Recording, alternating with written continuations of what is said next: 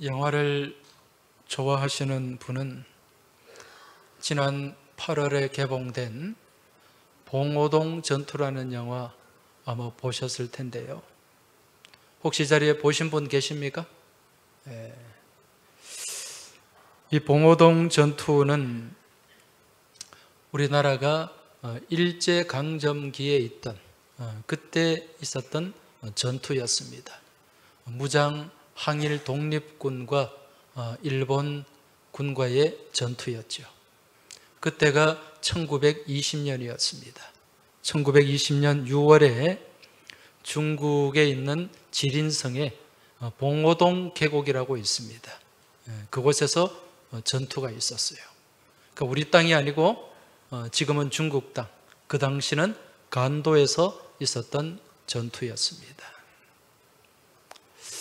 이 봉오동 전투를 통해서 우리는 큰 승리를 거두었습니다. 그 당시에 사살된 사망자, 일본군 사망자가 157명, 부상자가 300여 명, 모두 합쳐서 사상자가 457명이나 되었다고 합니다. 여기에 반해서 우리 독립군의 피해는 한 10명 남짓 했다고 해요. 엄청난 전과죠. 여러분, 당시 우리 독립군들의 무장을 보면은요, 정말 보잘것없는 그런 무기체계였습니다. 여기에 반해서 일본군들은 어떻습니까? 당시에 세계 최강의 군대였어요. 최신식 무기를 가지고 있었어요. 그런데 우리 독립군들은 돈이 조금 모아지면 무기를 사고, 또 조금 군자금이 모아지면 무기를 사고, 그렇게 사다 보니까 어떤 때는 러시아제 총을 사고, 어떨 때는 독일제 총을 사고, 그러니까 네 총, 내 총이 다 달라요. 그러니까 총알이 안 맞잖아요. 그죠?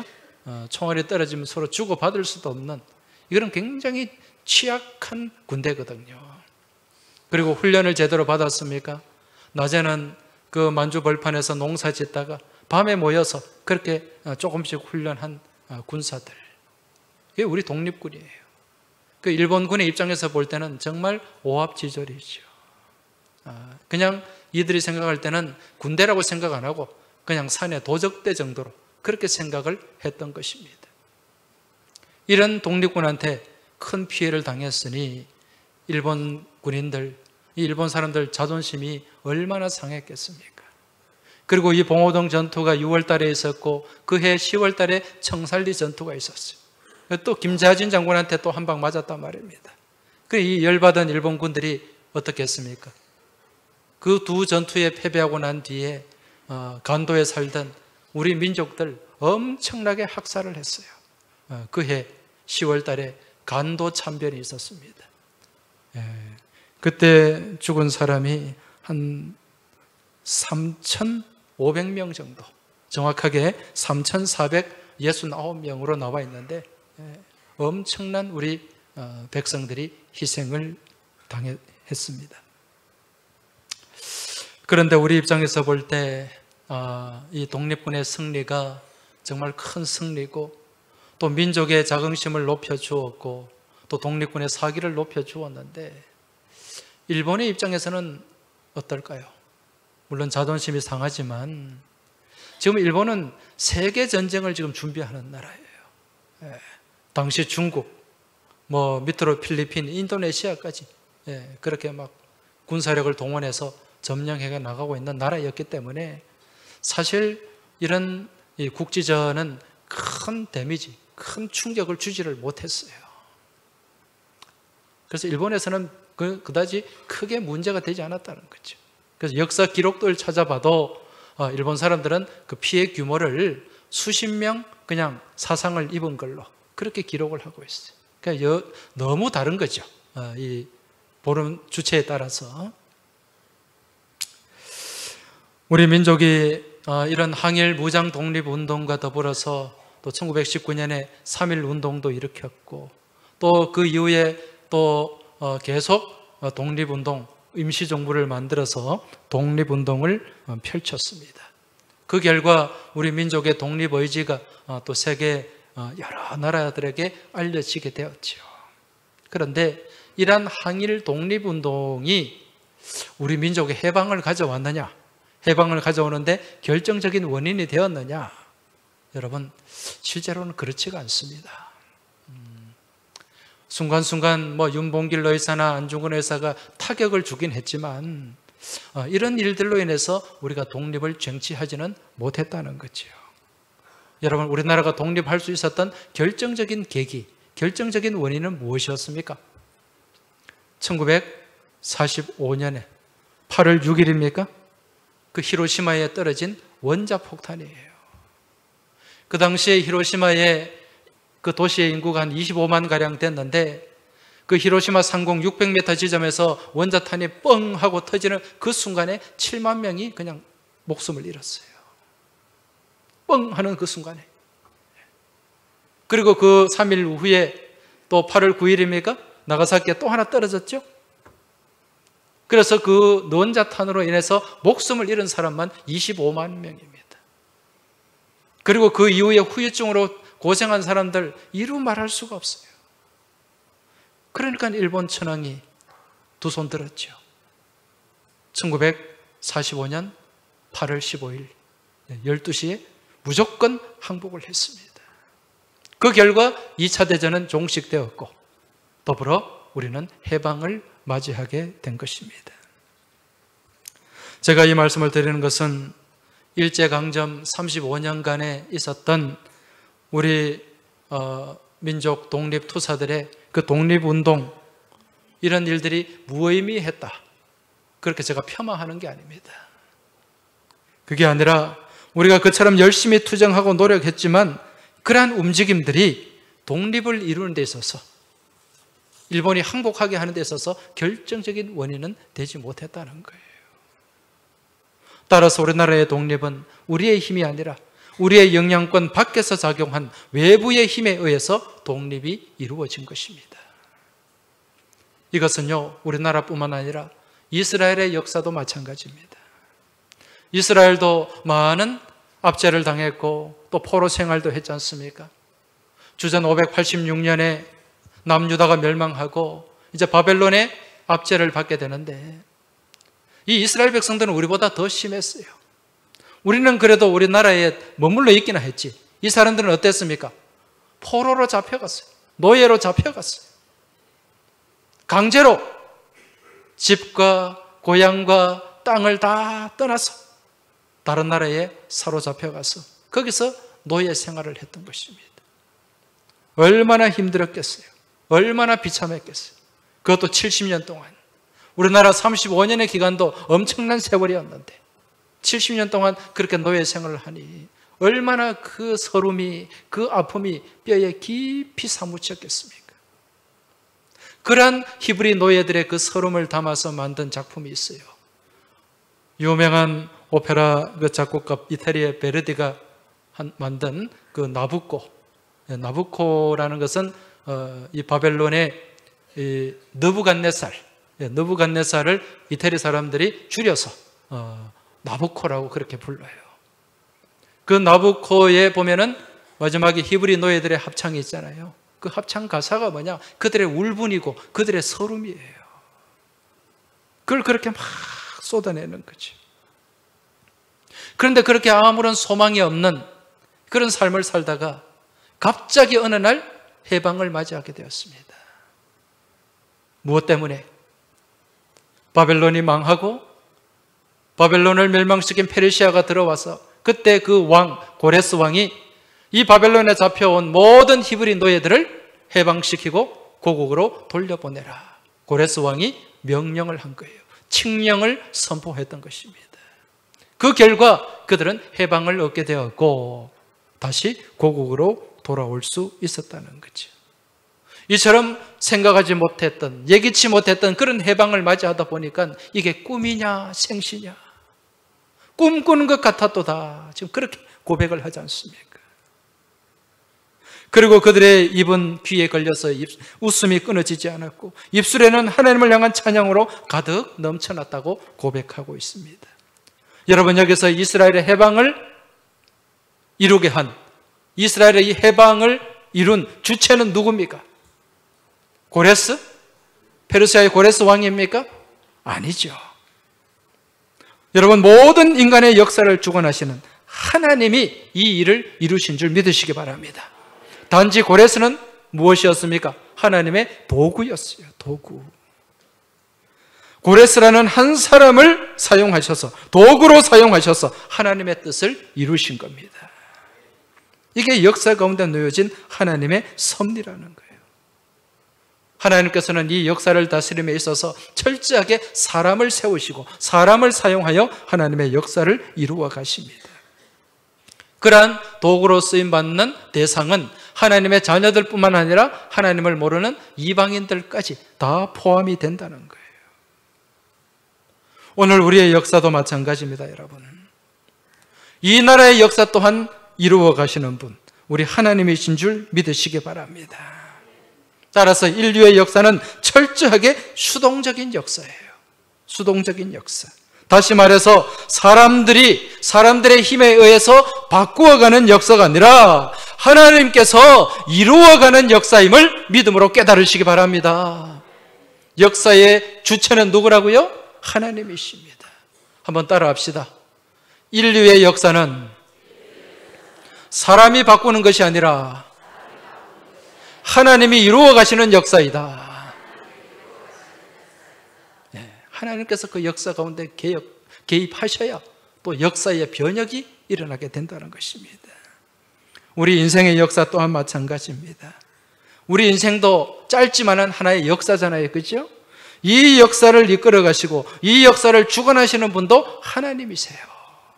우리의 모든 인생이 하나님 손에 놓여져 있는 줄 믿으시기 바랍니다.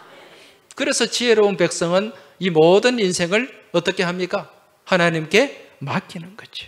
역사의 주관자이시고 역사의 통치자가 되시는 하나님께 맡기는 그 인생이 복된 인생이고, 그렇게 나아갈 때 하나님의 선한 뜻이 우리 삶을 통해 나타나고 펼쳐지게 되는 줄 믿으시기 바랍니다. 오늘 시편을 기록한 이 시편 기자 또한 그러한 믿음으로 지금 이 시편을 고백하고 있습니다. 모든 역사가 하나님의 손에, 하나님의 뜻 가운데 이루어졌다는 거죠. 그런 고백이 몇 절입니까? 3절 말씀이에요. 여호와께서 우리를 위하여 큰 일을 행하셨으니 우리는 기쁘도다. 할렐루야. 누가 행하셨다고요? 여호와께서. 누구를 위하여? 우리를 위하여. 지난 주일에 말씀드렸습니다. 시편 126편은 세 가지의 시제로 기록이 되어 있어요. 1절부터 3절까지는 과거의 시제입니다. 4절은 현재의 시제고 5절, 6절은 미래의 시제로 기록이 되어 있습니다. 먼저 지금 1절, 3절을 통해서 과거에 이루신 하나님의 말씀, 하나님의 역사를 우리가 살펴보고 있는데, 지금 이 과거를 기록한 것은 무엇입니까? 무엇하라는 거였어요? 하나님의 역사를 기억하라. 기억하라는 거예요. 왜 기억해야 되는가? 그 이유는 과거에 우리 조상들과 함께 하신, 과거에 함께 하신 에벤에셀의 하나님이 지금도 우리와 함께 임마누엘 하시고 다가올 미래에 우리 자녀들을 향해서 여호와 이레로 함께 하실 것이기 때문에, 그 사실을 믿기 때문에 과거에 하나님께서 역사하신 그 역사를 우리는 기억해야 되는 줄 믿으시기 바랍니다.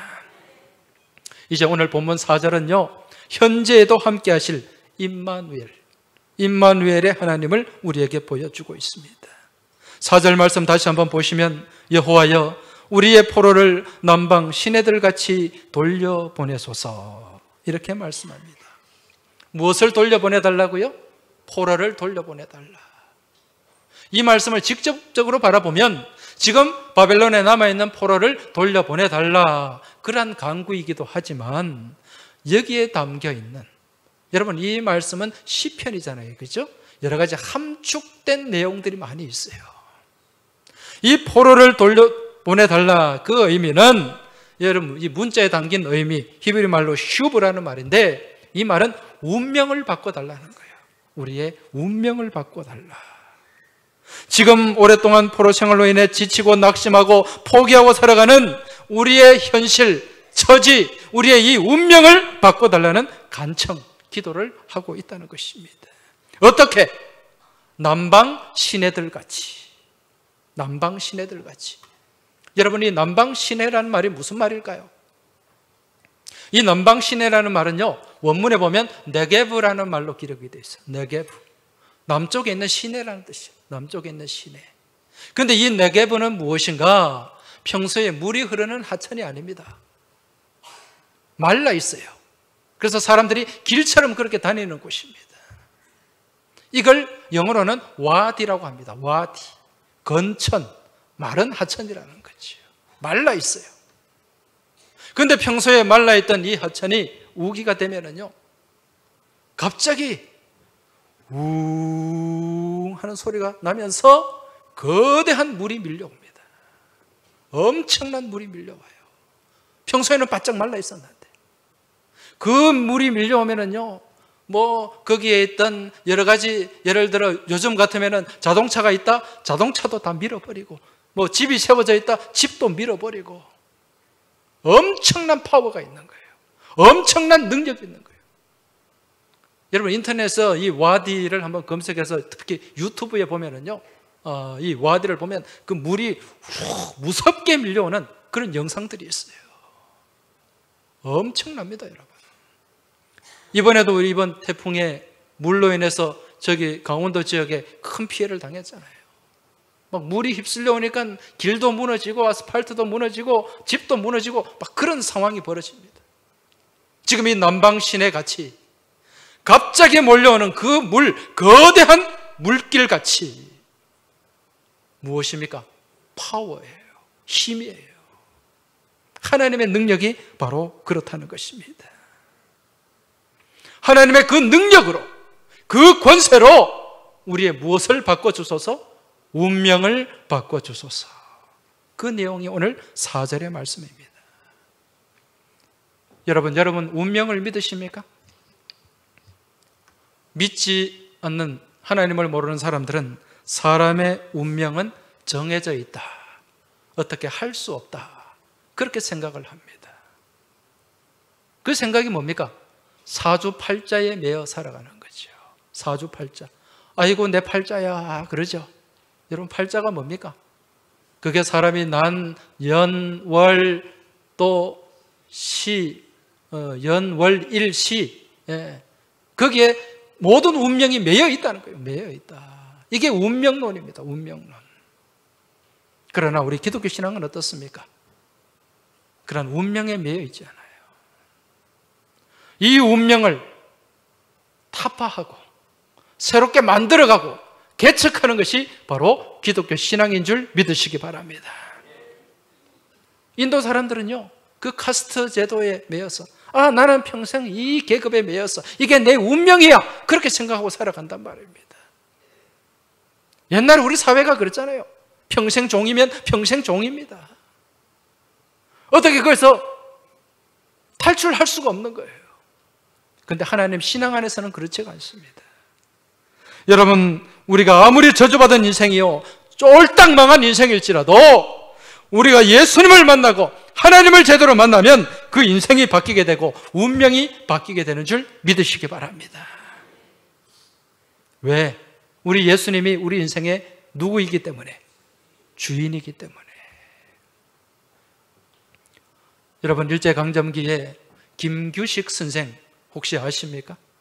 네, 김규식 선생 1919년에 파리 강화회의에 우리나라 대표로 참석하셨던 분이고, 임시정부의 김구 선생과 더불어 김구 선생이 주석이고 김규식 선생이 부주석이고, 또 부주석 하기 전에는 또 외무장관으로 또 세계의 여러 곳에서 활동했던 분이에요.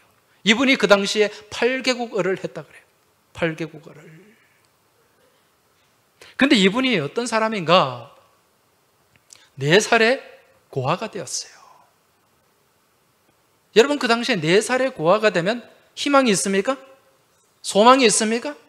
요즘처럼 뭐 사회복지가 잘 되고 뭐 고아원 시설이 잘 된 그런 시대도 아니잖아요. 그런데 때마침 선교사로 들어온 언더우드 선교사가 고아원을 만들었는데 그 고아원의 김규식 어린아이가 이제 거기에 들어오게 된 거예요. 거기서 고아원에서 자라게 됩니다. 아무래도 선교사가 이제 만든 고아원이다 보니까 거기서 예배도 드리고 했겠죠. 그런데 모든 고아들이 예배를 드린다고 해서 다 예수님을 믿는 게 아니에요. 그런데 이 김규식 어린아이는 그 믿음이 남달랐습니다. 그러니까 누구의 눈에 띄게 되겠어요? 언더우드 선교사 눈에 띄게 된 거죠. 아, 이 아이는 키워야 되겠다. 정말 신앙생활을 잘 하니까. 그래서 언더우드 학당으로 보내게 됩니다. 언더우드 학당이 바로 경신학교. 경신학교로 보내서 공부를 시키고 또 신실하게 공부를 잘하니까 어디로? 미국으로 또 유학까지 보내는 거예요. 선교사가. 그래서 미국에서 프린스턴에서 석사까지 받았어요. 그리고 다시 돌아오게 돼서 계몽운동, 독립운동을 하게 되는 겁니다. 그리고 임시정부에 가서 이제 민족 대표로 또 외국에 나가서 여러 외교들을 하게 되고 또 부주석까지 지내면서 정말 선한 그리스도인의 영향을 나타내는 삶을 살았습니다.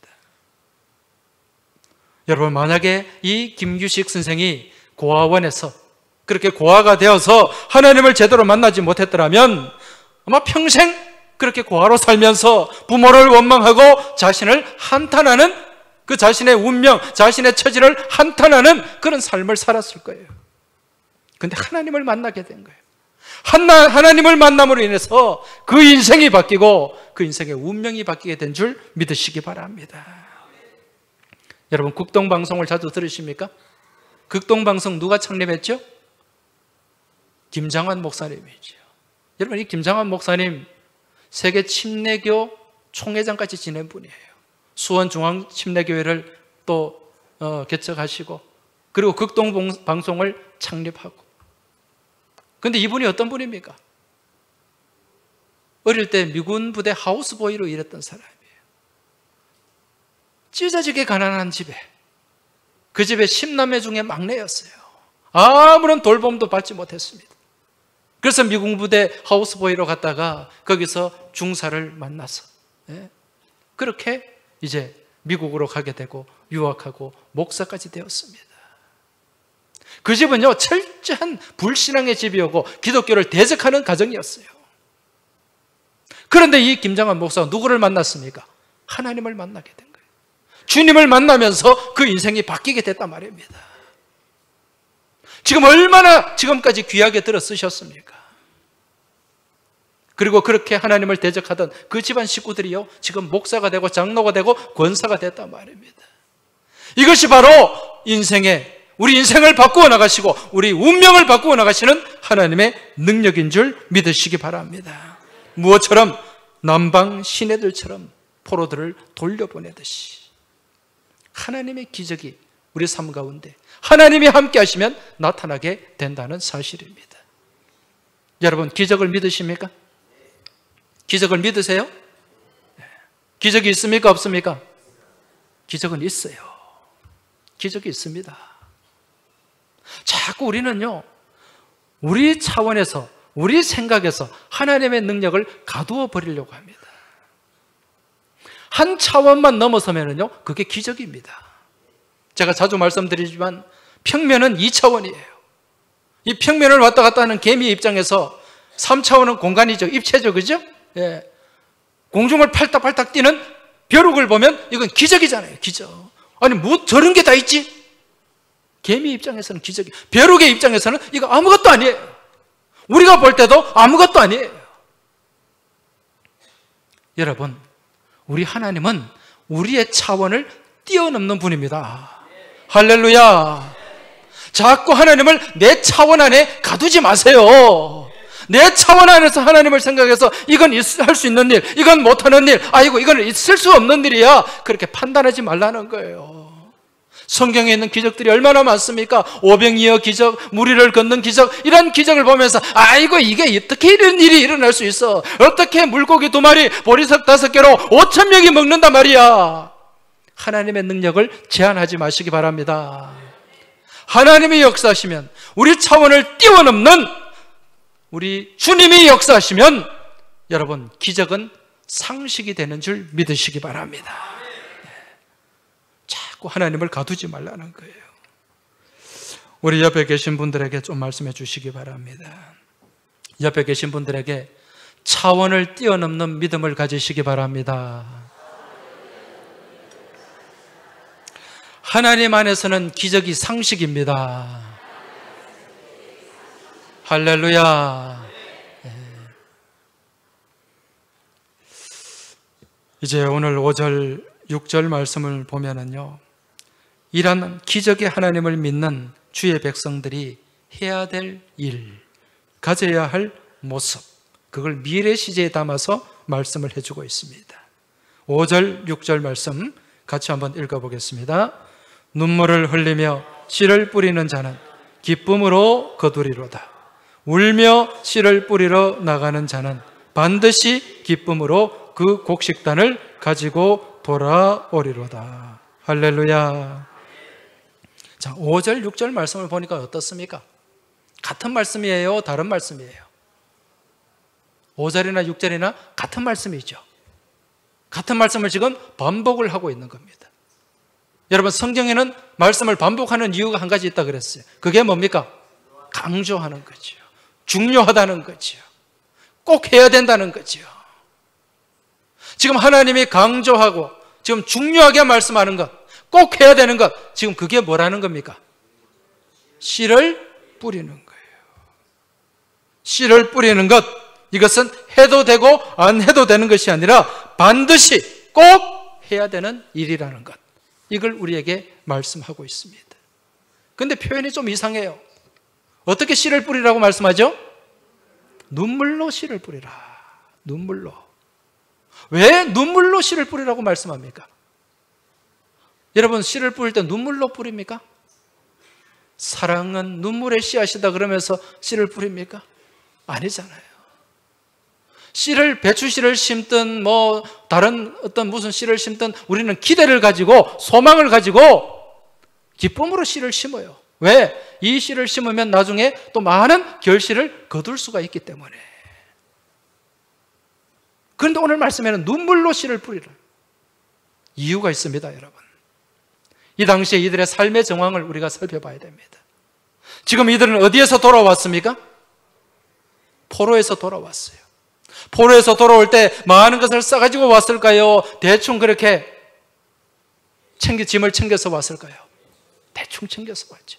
요즘처럼 8톤, 16톤 트럭이 있는 게 아닙니다.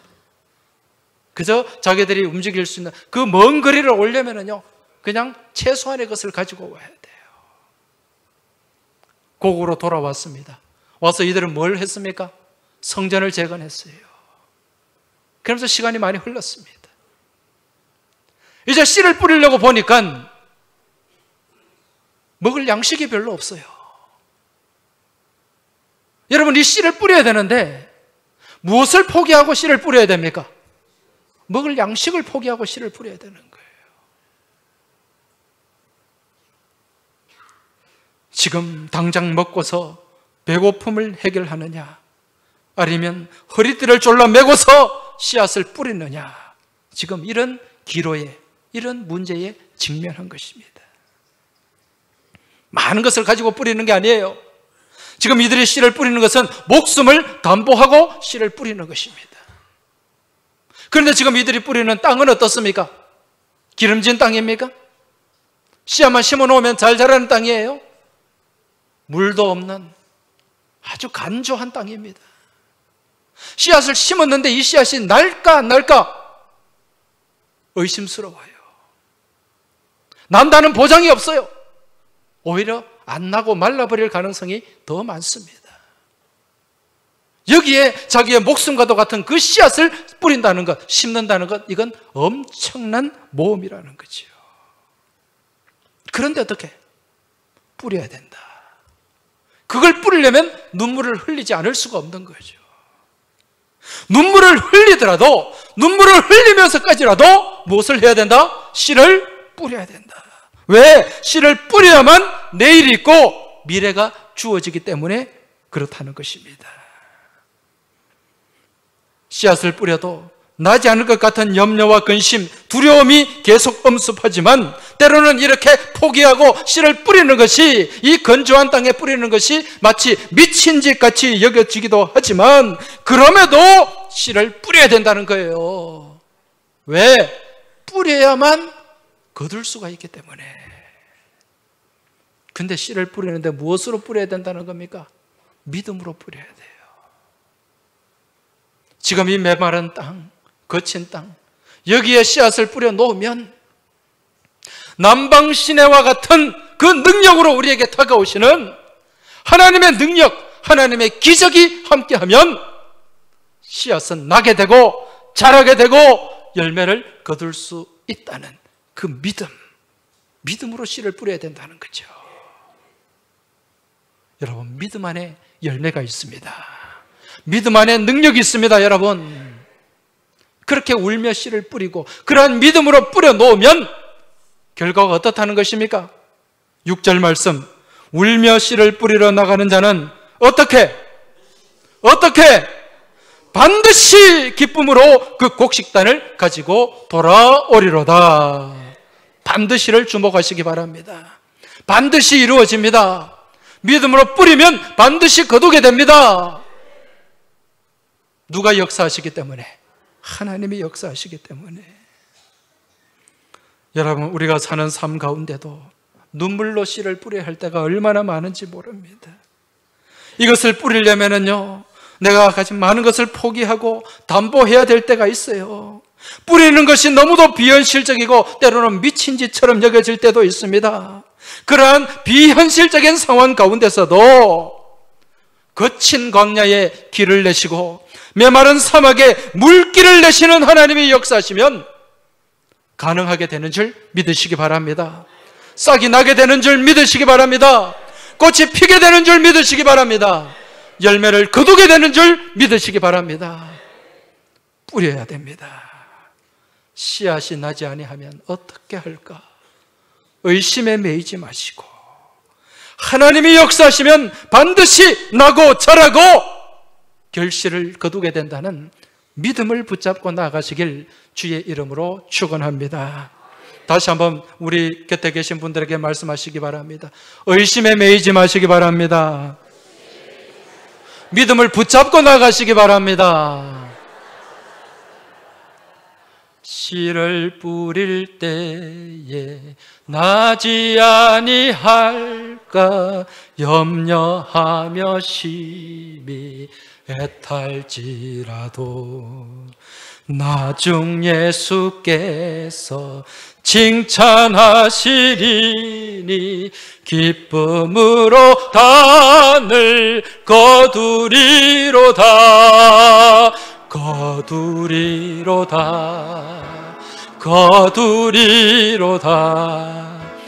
기쁨으로 단을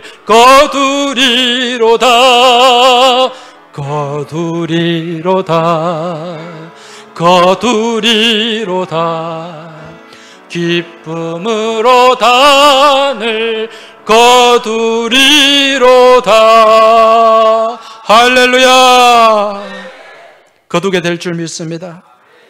지금 여러분의 삶 가운데 사랑이 필요합니까? 여러분, 자꾸 사랑을 받으려고만 하지 말고 사랑을 심으시기 바랍니다. 먼저 사랑하시기 바랍니다. 먼저 배려하시기 바랍니다. 인내하며 사랑의 씨를 심으시기 바랍니다. 건강이 필요합니까? 건강의 씨를 심으시기 바랍니다. 기도로 심으시기 바랍니다. 의사를 신뢰함으로 심으시기 바랍니다. 하나님을 신뢰함으로 심으시기 바랍니다. 물질이 필요합니까? 기도로 심으시기 바랍니다. 11조로 심으시기 바랍니다. 감사로 심으시기 바랍니다. 아무리 힘들어도 어려워도 쪼달려도 여러분 눈물 가운데 심어 놓으면 반드시 거두게 되는 줄 믿으시기 바랍니다. 이러한 결실, 여러분 삶 가운데 충만함 가운데 기쁨으로 단을 거두는 여러분의 복된 삶, 믿음의 여정이 되시길 주의 이름으로 축원합니다. 기도드리겠습니다. 하나님 아버지, 눈물을 흘리면서 눈물을 흘리더라도 씨를 뿌릴 것을 말씀하시는 우리 주님의 그 말씀을 붙잡습니다. 주님, 이 말씀 붙잡고 사랑을 뿌리게 하여 주시고 물질을 뿌리게 하여 주시고 주님께서 원하시는 그 모든 것들을 뿌리며 나가는 저희의 믿음의 삶이 되게 하여 주시옵소서. 그리하여 기쁨으로 거두는 저희의 복된 믿음의 삶, 믿음의 여정이 되길 간절히 소망하며 예수님 이름으로 기도하옵나이다. 아멘.